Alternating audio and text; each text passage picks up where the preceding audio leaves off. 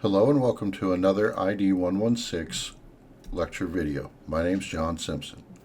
In this lecture, we will be adding to our UV mapping knowledge by discussing texture painting. Texture painting in Blender allows us to paint directly onto the model and then save that out as a 2D image that can be further modified in whichever image editing software you prefer. So for this demonstration, I'm going to make a copy of this mushroom, Shift D, press Y to constrain to the Y axis. And we're going to begin by jumping over to the UV editing panel. And we can already see right off the bat that we do not have any seams marked. So let's go ahead and mark all the seams that we need. Press 2 to get into edge selection mode. Deselect. I'm going to press Alt and I will select the loop that goes around the bottom. Notice that it doesn't go all the way. The reason for that is because this vertex is what is called a pole, and by a pole I mean it has 3 edges, not 4, coming into it. So that's going to break our edge loop that goes around the object. In this case, I'm not concerned about it. I just wanted you to know why it did that, and it didn't select the entire loop. And that's because this particular vertex right there only has 1, 2, 3 edges going into it. To continue selecting the edges I want, I'm going to press Alt and Shift and just work my way around the base of the object. Next, we will work our way up the stem, holding Shift to select the edges going up. Again, Shift and Alt, and we're going to work our way around this loop. And then last, we will do the same thing around the top of the mushroom.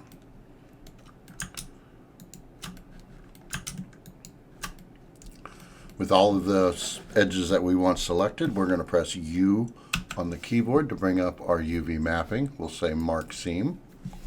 Press A to select all of the faces. Press U again to bring up the UV mapping and say Unwrap Angle Based.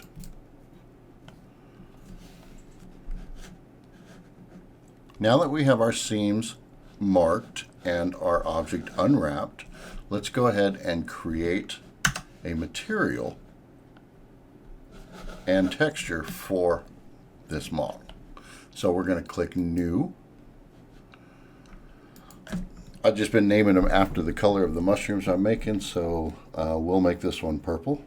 So I'm going to call it Shroom Purple. I'm going to scroll down where it says base color here, click the yellow button next to it. I'm going to go to image texture. Once I've got the image texture loaded up, I'm going to click New. We're going to give this a name. This is also going to be Shroom Purple.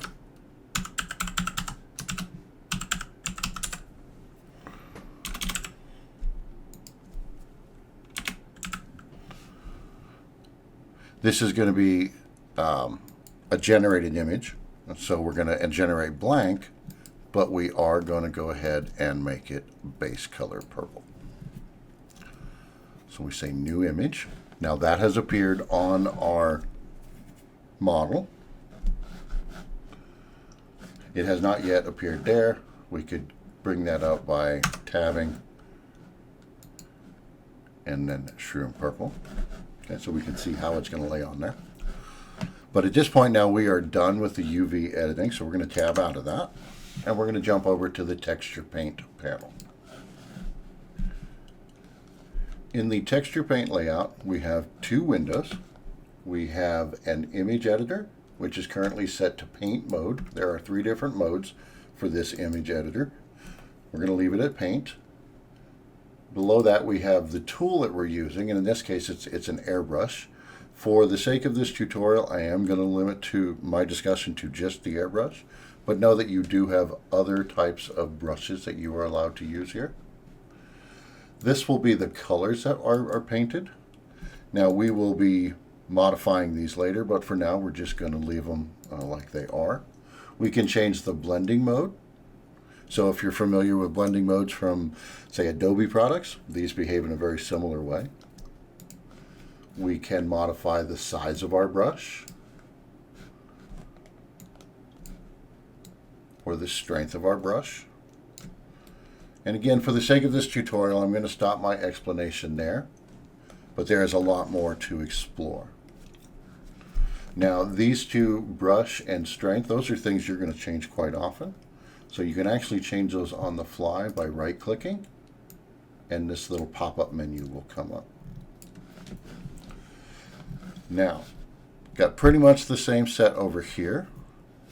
The image editor allows you to paint onto your 2D image.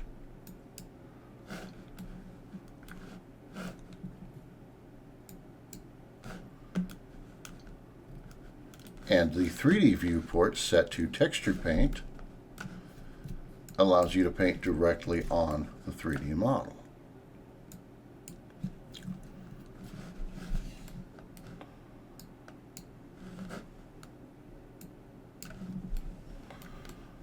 All right. Now, let's take this a little further.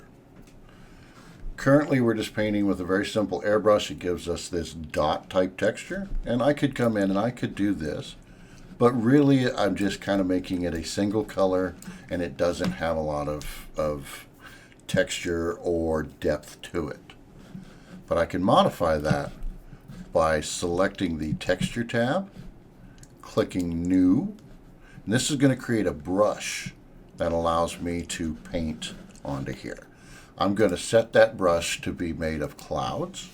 Now this is a generated set of clouds, so I can change some of these settings here. I can make them larger or smaller.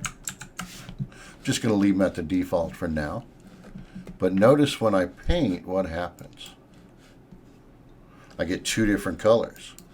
Now these colors are being caused by the colors I've chosen up here and the blending mode that I'm using.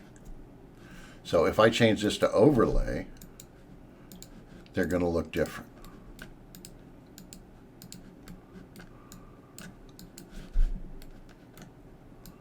That's kind of bizarre. I'm not sure why it's doing that.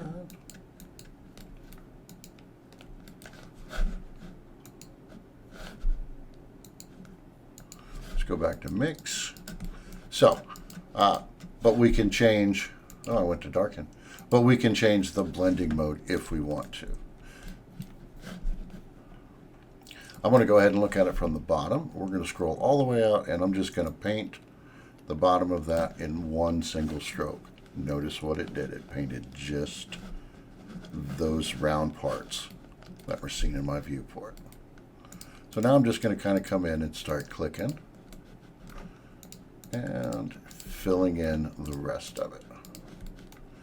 If you like to paint, say in Photoshop or Corel Draw, then I think you will really enjoy this style of texturing. It is tablet compatible. For this demonstration, I'm simply using a mouse, but that serves my purposes. Now you could continue to paint this as long as you like, but there's one very important thing that I want to make sure that you catch. So if you write nothing else down from this video, before you save and exit from Blender, you need to make sure you come over to the image editor, and you'll notice that the word image has a little asterisk next to it that tells you it is unsaved. So we're going to click on that. We will go save as Shroom Purple, and it's going to save it as a PNG file or whatever you've told it to here. After saving, if I tab over to my save file, my assets folder, we'll see that I have a ShroomPurple.png. This I can take into any other image editing software that I like to use, and I can dress it up however I like. This is a great way to get you making more advanced textures. So I hope that you find some use for this, and I look forward to seeing what you create with it. We'll see you next time.